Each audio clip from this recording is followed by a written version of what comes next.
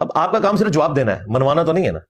پھر اس سے پوچھ رہے ہیں کہ ہاں بھائی آپ سناؤ اسلام قبول کرنا ہے کہ نہیں کرنا، تو وہ آگے سے کہہ رہا ہے کہ آپ میرے لیے دعا کریں اللہ تعالیٰ مجھے ہدایت دے. بس یہی کام ہوتا ہے. لیکن پھر وہ کہتے ہیں دیکھو یہ 20,000 لوگوں کے مجمع میں نے تمہارے سوال کا جواب دے دیا اور میں نے اسلام کا حق ہونا تم پہ ثابت کر دیا ہے، اب بھی اگر تم اسلام نہیں قبول کرتے تو یہ ہو جائے گا. بھئی اس طرح کا دعویٰ صرف پیغمبر کر سکتا ہے. میں یہ نہیں کہہ رہا کہ آپ نے دعوے پیغمبری کر دیا ہے. پیغمبر کے بعد کسی کو اجازت نہیں ہے کہ وہ اس طریقے سے گفتگو کرے کہ میں نے حق کا حق ہونا بالکل واضح کر دیا ہے، اب اگر قبول کرو گے تو جنت میں جاؤ گے، نہیں کرو گے تو سیدھے جہنم میں جاؤ گے.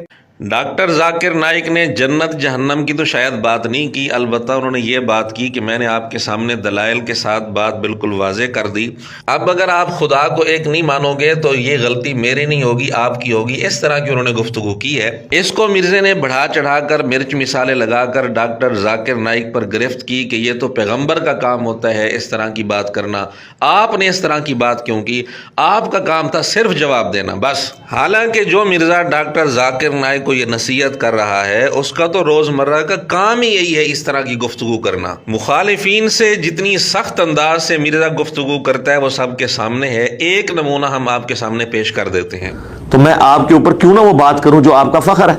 تو اس پہ آپ کے جو اسٹوڈنٹس آئے ہیں ان کی جو فیملی تھا وہ سمجھتی ہیں کہ یار یہ علی بھائی کو کیا ہو گیا اچانک سے اتنے. اسٹوڈنٹس اور ان کی فیملیز صرف اس کلپ کو لے کے بیٹھی ہوئی ہیں. دوسری بات مجھے بتائیں، اگر کسی شخص کی سخت بات کی وجہ سے میں نے اسلام سے متنفر ہونا ہے تو اس کا مطلب ہے کہ میں پہلے ہی لولے لنگڑے اسلام کے اوپر ہوں. اس کا تو مطلب سیدھی سی بات یہ ہے. یعنی ایک شخص مجھے گالی نکال کے کہ قرآن میں لکھا ہوا ہے کہ سود کھانے والا اللہ اور اس کے رسول کے خلاف جنگ کر رہا ہے، تو میں کہوں تو نے چونکہ گالی کے ساتھ بات کی ہے میں آیت بھی نہیں مانتا، تو اس کا مطلب یہ ہے کہ میں قرآن کے ساتھ مخلص نہیں ہوں. تو ٹھیک ہے جائیں جہنم میں. میں اگلی بات کرتا ہوں اس سے بڑی بات کہ اس کی وجہ سے کسی نے جہنم میں جانا ہے تو خود کمائے جہنم. تو ٹھیک ہے جائیں جہنم میں. تو ٹھیک ہے جائیں جہنم میں. ڈاکٹر ذاکر نائک نے تو جنت جہنم کی بات نہیں کی تھی اس موقع پر، لیکن مرزا تو واضح طور پر کہہ رہا ہے کہ ٹھیک ہے جائیں جہنم میں. یہ پھر کون سا انداز ہے؟ چلیں بات کو واضح کرنے کے لیے ہم مزید نمونے بھی دکھا دیتے ہیں. اور اگر وہ اس وقت کہ نہیں اینو چھڈو اودی گل کرو تو آپ سمجھ لیں یہ منافق ہے. یہ دو اصولوں پہ کھڑا ہے. اپنے بابوں کے لیے اس کے اصول اور ہیں، دوسروں کے بابوں کے لیے اور ہیں.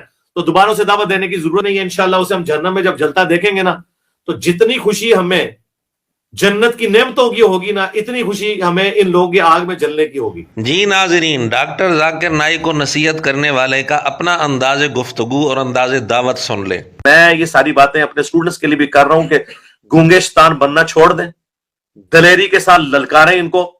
ٹھیک ہے، انہوں نے ہمارے آباء و اجداد کو جہنم میں پہنچایا ہے ان بابوں نے. ٹھیک ہے، یہ تو قیامت والے دن جب ہم جہنم میں دیکھ رہے ہوں گے ان کو تو پھر اس وقت رونے پیٹنے کی بجائے اس وقت اپنی آنے والی نسلوں کو تو کم از کم ان بابوں سے بچا لیں. ان کے بزرگ تو جوؤں سمیت ہی گزارا کرتے ہیں نا. ہم نے جوئیں تو نہیں رکھنی کیونکہ وہ کہتے ہیں جی جوں گردی سی تو پھر دوبارہ رکھ لیندے سن.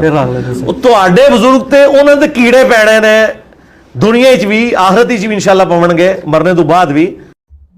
تم نے ہماری نسلیں خراب کر دی، ہمارے آباء و اجداد کو جہنم میں پہنچایا تم لوگوں نے. قرآن و سنت کے نام پہ جو تم بتاتے رہے، جو چورن بیچتے رہے، وہ ہمارے بڑے یہی سمجھتے رہے یہی قرآن و سنت میں لکھا ہوا ہے. اور کوئی مزید جو ہمارے آنے والے مہمان ہیں انہیں بھی پتہ چل جائے کہ جیل ہم آئیں گے تو سیدھے جیل جائیں گے. سیدھی سی بات ہے. غلط نیت سے آئیں گے تو سیدھے جہنم جائیں گے، اچھی نیت سے آئیں گے تو انشاءاللہ جنت میں جائیں گے. سیدھا یہاں پہنچنے کی کوشش کرتے ہیں. میں تو کہتا ہوں آؤ ادھر، جیلم آؤ گے سیدھا جیل جاؤ گے. جیم نال جیلم تے جیم نال جیل، اور جیم سے جنت بھی ہے اگر علم دین کے راستے پر آئے. جو مسلم شریف میں حدیث ہے جنت کا راستہ آسان ہو جائے گا. اور اگر بدنیتی کے ساتھ آتے ہو، قرآن و سنت کی مخالفت کرتے ہو تو جہنم بھی جیم کے ساتھ ہی ہے. لوزامو یہ اللہ کی سنت ہے، حضرت نوح علیہ السلام کی سنت ہے اکابرین کے لیے بددعائیں کرنا تاکہ اصاغرین بچ جائیں. ہاں اکابرین، یہ اکابرین بدوائے ہوئے ہیں انشاءاللہ انہوں نے ہدایت مل دی. انشاءاللہ یہ سرغنہ ہے، ان کو ہدایت نہیں ملے گی اور ان کی عوام کو ہم دکھائیں گے دیکھیں آپ کے اکابرین جو ہے ان کا علمی لیول کے جی ناظرین، ڈاکٹر ذاکر نائک کے انداز دعوت پر اعتراض کرنے والے مرزے کا اپنا انداز دعوت آپ نے دیکھ لیا۔ یہ کون سا انداز دعوت ہے کہ جی انہوں نے ہمارے آبا کو جہنم میں پہنچا دیا اور دوسروں کو بد دعائیں دینا کہ ان کو ہدایت نہ ملے، پھر یہ پیش گوئی بھی کرنا کہ ان کو ہدایت نہیں ملے گی، یہ کون سا انداز دعوت ہے؟ ڈاکٹر ذاکر نائک نے تو اس موقع پر جہنم کا ذکر نہیں کیا، لیکن مرزے نے یہاں بیٹھ کر جنت جہنم کے فیصلے نعوذ باللہ کیے ہوئے ہیں کہ یہ جہنم میں پہنچ گیا، یہ ہو گیا، وہ ہو گیا۔ نہیں سرکار، ایسا نہیں ہوگا، ہم روئیں گے بھی نہیں اور وہ جوتیاں چھین کے آپ کے سروں پہ ماریں گے، بلکہ آپ کے ہینڈلرز کے سروں کے اوپر ماریں گے۔ مرزا جی یہ تو وقت بتائے گا، بلکہ سب کو پتہ چل چکا ہے کہ کس کی جوتیاں اسی کے سر پر لگ رہی ہیں۔